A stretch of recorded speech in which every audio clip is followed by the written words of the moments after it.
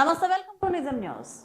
Wanaparthy municipality సేవల కోసం దాదాపు ₹1 కోటి వ్యయంతో కొత్తగా కొనుగోలు చేసిన ట్రాక్టర్లు, ఆటోలు, డోజర్లను శుక్రవారం వనపర్తి శాసనసభ్యులు గౌరవశ్రీ తూడి మేఘారెడ్డి గారు ప్రారంభించారు. ఈ సందర్భంగా ఆయన వనపర్తి మున్సిపాలిటీ నుంచి క్యాంపు కార్యాలయం వరకు కొత్తగా కొనుగోలు చేసిన ట్రాక్టర్లు నడుపుతూ తీసుకొచ్చారు.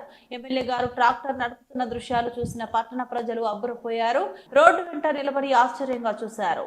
ఈ వాహనాల ప్రారంభం కార్యక్రమాన్ని పురస్కరించుకొని ఎమ్మెల్యే మాట్లాడుతూ దినదిన అభివృద్ధి చెందుతున్న వనపర్తి పట్టణ శుభ్రత అవసరం రీత్యా కొనుగోలు చేసిన ఈ వాహనాల సేవలను పట్టణ ప్రజలకు ఎంతో ఉపయోగపడేలా సమర్థవంతంగా వినియోగించాలని ఎమ్మెల్యే అధికారులకు సూచించారు. ఈ కార్యక్రమంలో వనపర్తి పట్టణ మున్సిపల్ మాజీ చైర్మన్ పుట్టపాకల మహేష్, మాజీ వైస్ చైర్మన్ పాకనాటి కృష్ణయ్య, మాజీ కౌన్సిలర్లు, నియోజకవర్గ సమన్వయకర్తలు లక్కాకుల సతీష్, మున్సిపల్ అధికారులు, కాంగ్రెస్ పార్టీ కార్యకర్తలు, నాయకులు తదితరులు పాల్గొన్నారు.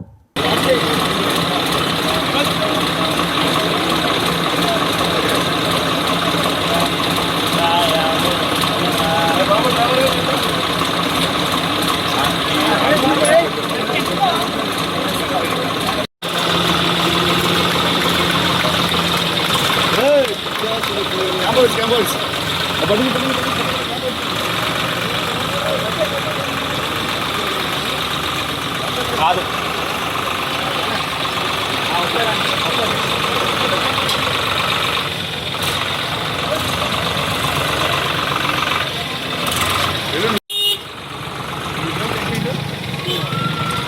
బాగానే నడుపుతున్నాను.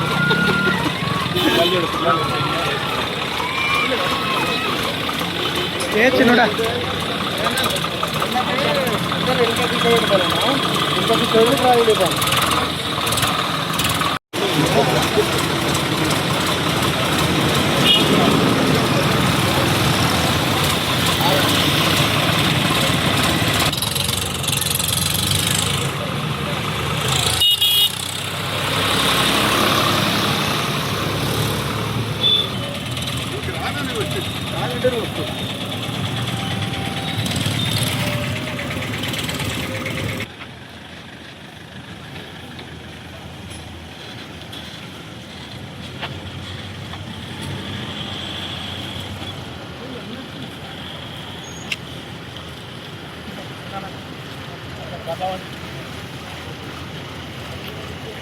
ఏమంటుందంటే మా నాయన మంచోడు, మా నాయన పక్కన ఉన్న హరీశ్రావు కాళేశ్వరంలో 2,000 కోట్లు సంపాదించుకున్నాడు, మా అన్న కార్ల స్కీమ్ లో 2,000 సంపాదించుకున్నాడు, మా వదిలేకి 2 క్వింటాల పొలాల బంగారు ఉంది, మా పక్కన మా సంగతులు కొడుకున్నాడు, వాడు ఇల్లు సంపాదించుకున్నాడు, వీడు ఇల్లు సంపాదించుకుంటున్నాడు.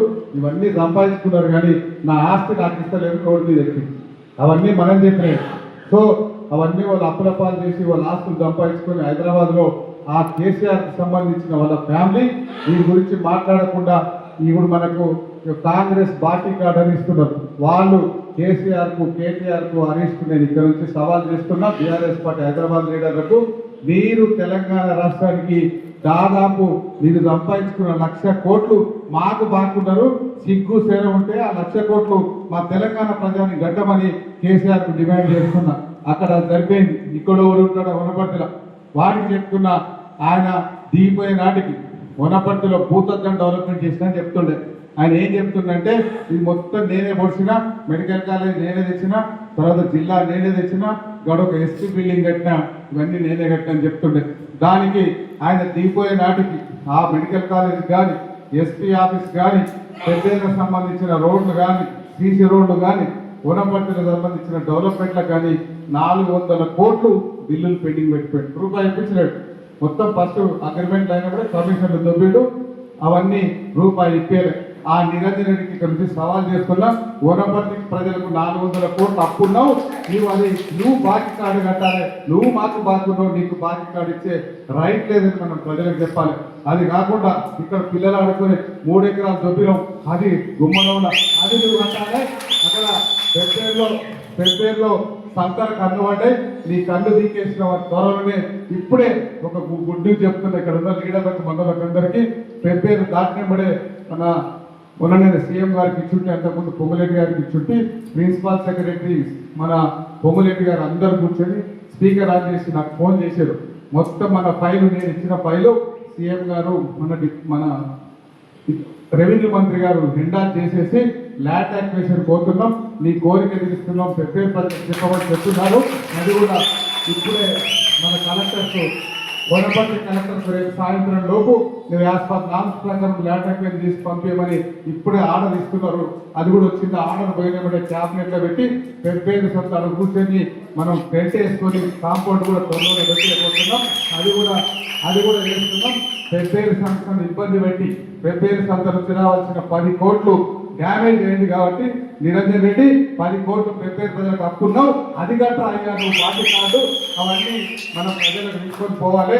ఇవన్నీ ఒక్కొక్కటి ఆ బీఆర్ఎస్ పార్టీకి సంబంధించిన హైదరాబాద్ ఉన్న నాయకులు కానీ ఇక్కడ ఉన్న నిరంజన్ రెడ్డి వాళ్ళ చెంచాలు కానీ వాళ్ళ ముద్దలు గడగ కానీ ఎన్నికగడం కానీ ఇవన్నీ ఈ 3 ఎకరాలు పిల్లలు ఆడుకునే గ్రౌండ్తో సహా అక్కడ పెద్ద సంతతో సంబంధించిన సహా ఇంకెక్కడెక్కడ నీ వేలు పెట్టినో బరాబర్ మొత్తం కక్కించి మేము నీ అప్పు మేమే తీసుకుంటాం.